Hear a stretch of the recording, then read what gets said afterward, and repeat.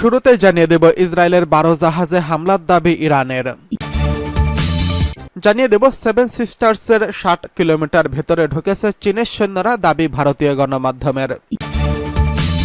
এদিকে পশ্চিম তীরে বন্দুকধারীর হামলায় 3 ইসরায়েলি নিহত, সীমান্ত ক্রসিং বন্ধ। সর্বশেষ জানিয়ে দেব ইউক্রেন যুদ্ধে রাশিয়াকে সহযোগিতার অভিযোগ ইরানের বিরুদ্ধে, তেহরানের কড়া প্রতিক্রিয়া। ইসরায়েলের 12 জাহাজে হামলার দাবি ইরানের। আন্তর্জাতিক সমুদ্র সীমায় ইসরায়েলের ইরানের তেলবাহী ট্যাঙ্কারের উপর হামলা চালানোর প্রতিবাদে অন্তত 12টি ইসরায়েলি জাহাজে পাল্টা হামলা চালিয়েছে তেহরান। এমন দাবি করেছেন ইরানের ইসলামী বিপ্লবী গার্ড বাহিনী আইআরজিসির প্রধান কমান্ডার মেজর জেনারেল হোসাইন সালামি।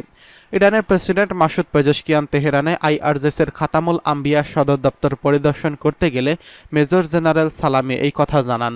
তিনি বলেন, ইরানে জ্বালানি তেল রপ্তানি ক্ষতিগ্রস্ত করার জন্য ইহুদিবাদীরা আমাদের 14টি তেল ট্যাঙ্কারে হামলা চালায়।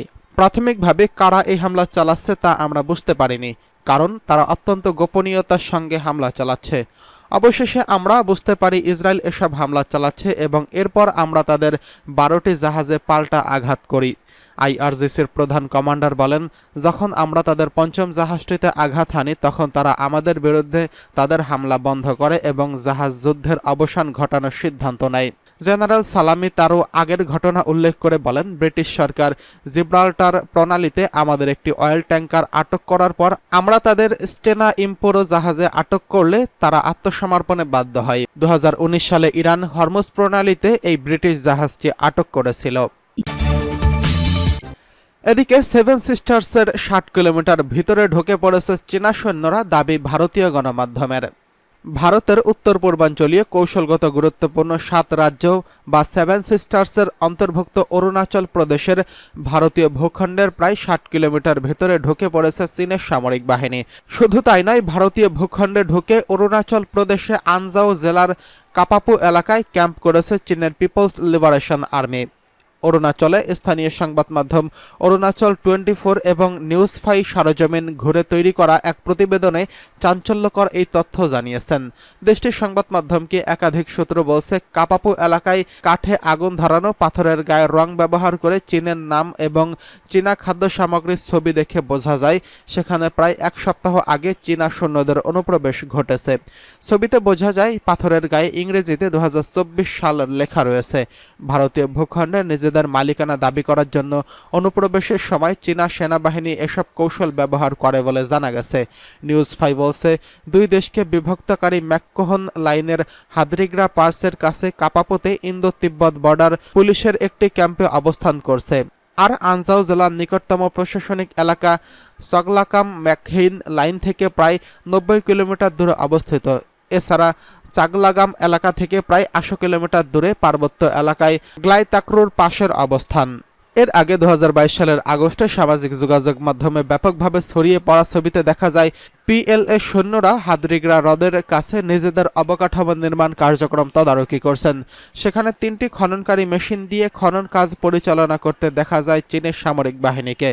একই বছরে 11 আগস্ট চাগলাগাম থেকে 30 কিলোমিটারের কম দূরের ওই এলাকায় নির্মাণ কাজ পর্যবেক্ষণ করে চীনের সামরিক বাহিনী এলআরপি টহল দল। ওই সময় হাদরিগ্রা হ্রদের নির্মাণাধীন স্থাপনা থেকে কিছুটা উত্তরে চীনের সামরিক বাহিনীর সদস্যদের ক্যাম্পের অস্তিত্ব নিশ্চিত হয় ভারতীয় সেনাবাহিনী। এদিকে পশ্চিম তীরে বন্দুকধারীর হামলায় 3 ইসরায়েলি নিহত, সীমান্ত ক্রসিং বন্ধ। ফিলিস্তিনের পশ্চিম তীর ও জর্দান সীমান্তে এলএনবি সেতুর ক্রসিংয়ে রবিবার বন্দুকধারী গুলিতে 3 জন ইসরায়েলি নিহত হয়েছেন। ইসরায়েলের প্রতিরক্ষা বাহিনী আইডিএফ জানায়, হামলাকারী জর্দানের আল কারামেহ শহর থেকে ট্রাক নিয়ে সীমান্তে আসেন এবং প্রহরীদের লক্ষ্য করে গুলি চালান। আইডিএফের বিবৃতিতে বলা হয়েছে, ইসরায়েলি নিরাপত্তা বাহিনী দ্রুত প্রতিক্রিয়া দেখিয়ে বন্দুকধারীদের গুলি করে হত্যা করেছে। তবে ট্রাকে কোনো বিস্ফোরক ছিল কিনা তা তল্লাশি করে দেখা হয়েছে। ঘটনার পরপরই ওই ক্রসিং বন্ধ করে দেওয়া হয়েছে। জর্দানের কর্তৃপক্ষ জানিয়েছে তারা এই হামলা তদন্ত করছে। ঘটনাস্থলটি এমন একটি এলাকা যেখানে জর্দানের ট্রাকগুলো মালামাল খালাস করে থাকেন। জর্দানের একজন কর্মকর্তা রয়টার্সকে বলেছেন, ঘটনার সময় ইসরায়েলের সেনাবাহিনী জর্দানের অন্তত 2 জন ট্রাক চালককে আটক করে জিজ্ঞাসাবাদ করছে। ইসরায়েলের বিমানবন্দর কর্তৃপক্ষ জানায় এই হামলার পর জর্দানের সঙ্গে সব সীমান্ত ক্রসিং বন্ধ করে দেওয়া হয়েছে। এলএনবি সেতু, যা বাদশাহ হোসাইন সেতু নামে পরিচিত, এটি পশ্চিম তীর ও জর্দানের মধ্যে একমাত্র বৈধ পারাপারের পথ। এটি এমন একটি জায়গা যা ইসরায়েলের ভূখণ্ডের মধ্য দিয়ে না গিয়ে ফিলিস্তিনের পশ্চিম তীরের সঙ্গে সরাসরি জর্দানকে সংযুক্ত করে। ইসরায়েলের প্রধানমন্ত্রী বেঞ্জামিন নেতানিয়াহু এই ঘটনাকে ইসরায়েলের জন্য কঠিন দিন হিসেবে উল্লেখ করেছেন। মন্ত্রিসভার বৈঠকের শুরুতে তিনি নিহতদের পরিবারের প্রতি গভীর সমবেদনা জানান। যদিও হামাস এই হামলার দায় স্বীকার করেনি, তবে এটিকে গাজার যুদ্ধের স্বাভাবিক প্রতিক্রিয়া হিসেবে উল্লেখ করেছেন। ফিলিস্তিনের স্বাস্থ্য মন্ত্রণালয় জানিয়েছে, গত 7 অক্টোবর থেকে ইসরায়েলি হামাসের হামলার পর পশ্চিম তীরে 600-এরও বেশি ফিলিস্তিনি প্রাণ হারিয়েছেন। জাতিসংঘের তথ্য অনুযায়ী একই সময় অন্তত 18 জন ইসরায়েলি নাগরিক প্রাণ হারিয়েছেন। তবে আগস্টের 11 তারিখের পর থেকে নিহতদের সংখ্যা এই পরিসংখ্যানে যুক্ত করা হয়নি। পশ্চিম তীরে জেনিন শহরের বৃহত্তম উদাস্ত শিবির থেকে সম্প্রতি ইসরায়েল থেকে 9 দিনের সামরিক অভিযান সমাপ্ত করে সেনা প্রত্যাহার করেছে। জেনিন শহরটি ফিলিস্তিনের সশস্ত্র গোষ্ঠী শক্তিশালী ঘাঁটি হিসেবে পরিচিত, যেখানে প্রায় 60,000 মানুষ বসবাস করেন।